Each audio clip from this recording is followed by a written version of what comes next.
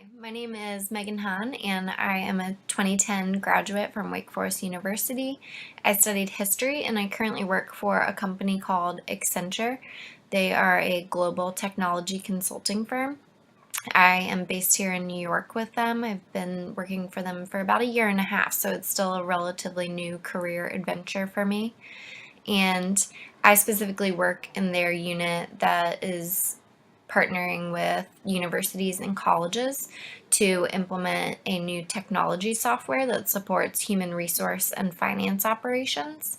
I do in my day to day a lot of change management work, so I meet with stakeholders across the university to help them understand why their university is implementing this technology and how it will impact them and lead us to a successful rollout.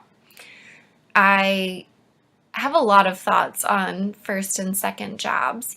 It's really interesting to have watched my own and my friends' career journeys in our time after Wake Forest. And the thing that I wish I could go back in time and tell my 22-year-old fresh out of Wake Forest self is that there is no such thing as a perfect first job.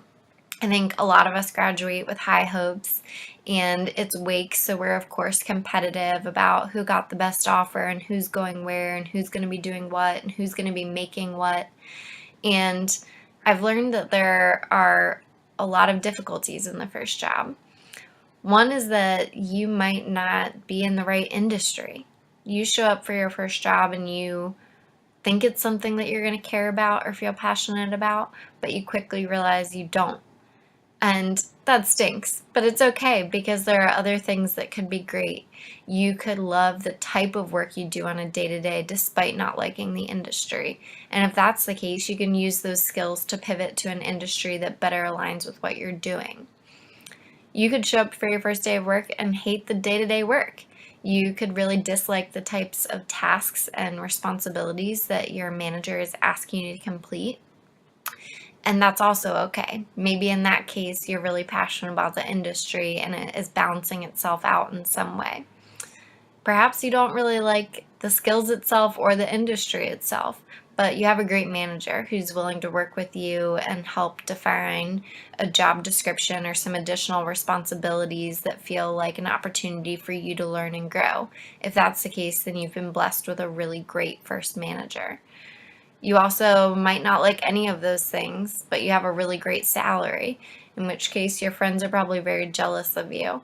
There's a lot of different things to like or dislike about a first job. Understand that the idea is that with each new job you take, you get a little bit closer to the idea of a perfect job, but there still is never any such thing as a perfect job. There will probably always be elements of it that you dislike. And I don't say that to be a pessimist, I just say that to help manage expectations. That when you leave Wake, you probably aren't going to be in a role that, hits every single mark of desirability that you had for your career. It's a process, and you're going to figure out more about what you like and dislike as you go on in it. So don't worry if you come home from your first week of work after Wake Forest and feel a little bit defeated. That's okay. The key is, can you use what it is that you are disliking about your work for the better? So how do you sit down and think about the things that you are enjoying or not enjoying in your first role and parlay it into the next opportunity? One of the mistakes that I think I made with my first job is that I listened too much to the people around me about what they observed my skills were and how I could best be using them. So, for example, I received some great feedback and praise that I was really good at planning events. And so when I went to go look for my next job, I thought, well, everybody says I'm good at planning events, so I should probably look into some event planning opportunities. And as I sat in a few interviews for jobs related to events, I suddenly realized, what are you doing here? You hate events. You don't like working late hours. You're not a big fan of all of the details and having to coordinate among multiple vendors. And this would be your full-time job if you were to take one of these opportunities. And I'm upset with myself in that moment because what I realized I didn't do was take enough time to individually reflect and to do that on a really regular basis. I waited to think about what I liked and disliked until I knew I was ready to start job searching. So, my first real tip is to understand that you should be reflecting on a very frequent basis. There are lots of different ways you can do this now. One of the ways that I do this is by taking time about every 2 weeks to look back at my work calendar and some of the emails that have gone back and forth in the past 2 weeks, and to think about the way I spent my days and which of those activities felt fulfilling, which felt challenging, and which felt like I never want to do that again as long as I live. And I start to categorize those things. And in that sense, then I have a running list. I keep a physical one. You could keep a mental one, do whatever works for you.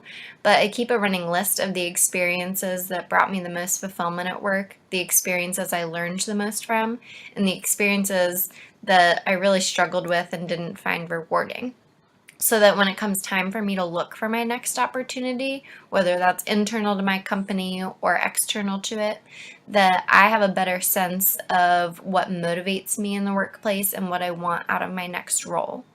I think the job descriptions are kind of a big waste of time. I know companies and organizations can spend a lot of time working on building them out and making them sound so interesting and visionary.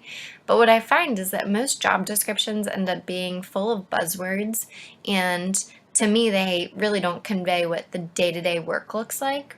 So, my second tip is that whenever you're thinking about a next opportunity, do informational interviews with people who hold either that role or a role quite similar to it, or at least work at the company, so that you have an understanding of what the day to day looks like.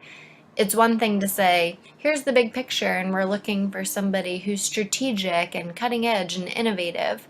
But what does that actually mean? Does that mean you spend your days mostly in meetings? Does it mean that you spend your days building Excel models? Does it mean that you're in a lab? What does that look like? Find out before you start the job. That's probably the most important question I can ask in an interview process of somebody who's talking to me about their work and the role that's available, is to say, what does this person do when they get to the office each morning? And that helps me understand if it's something that's going to jive with my sensibilities and preferences in the workplace. One thing I really like about my current employer is that they're in the middle of a big transition to a new performance evaluation system. And the way that they're approaching this system is, instead of thinking about your evaluation from your supervisor once a year, where that determines your ability to get promoted or to stay at your same level or have to leave, is that they're talking about creating ongoing conversations that happen throughout the year. And they want this to really be a collaborative feedback process, that you and your supervisor have frequent conversations where you're reflecting on your strengths and opportunities to improve in the workplace. And I love this one because it gives people time really to react in the moment, and to think about what they did well and what they could be doing better, and to apply it right away instead of just at a mid-year or end of year performance evaluation. So I love that. The other thing that they're doing is that they're approaching it from a strengths-based um, foundation. So it really starts to think about, what are you good at naturally, and what feels natural to you in the workplace, and how can we capitalize and build on that, as opposed to saying, here's the job description and we're not really seeing that you're great at XYZ elements of it, and therefore you can't be successful. What they're doing is saying, how can we grow you and your roles, responsibilities to match the strengths you have?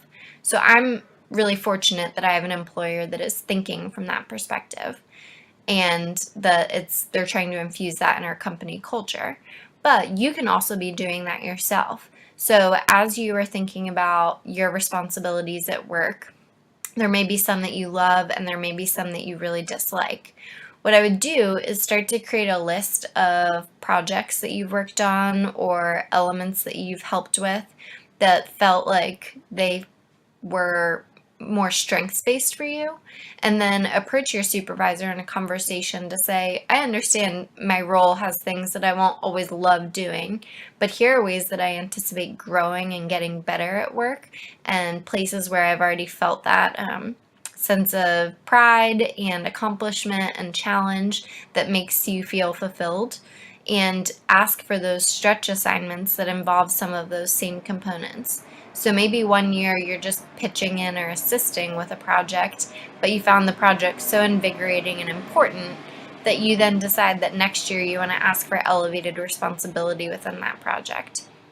There are a multitude of ways to use your strengths at work, but the first thing you need to know is, what are my strengths and how do I utilize them best?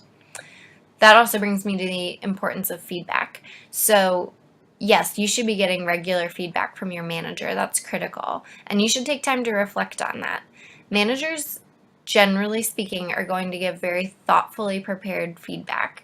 They know that people, especially in their first and second jobs, can take feedback to heart. And so they carefully craft the language they use, and they'll be thinking about how to encourage and develop you in a positive and affirming way, and how to help you understand your areas for improvement or growth. Rarely do I think managers use the term weakness anymore in the workplace. I think that ideally a manager's thinking about how your strengths combined with the strengths of others around you create a team that brings all you need to the table. But in addition to soliciting feedback from your manager, I think it's really important to solicit it from your peers at work, any possible mentors you have in the workplace, and then also to talk to the people in your personal life.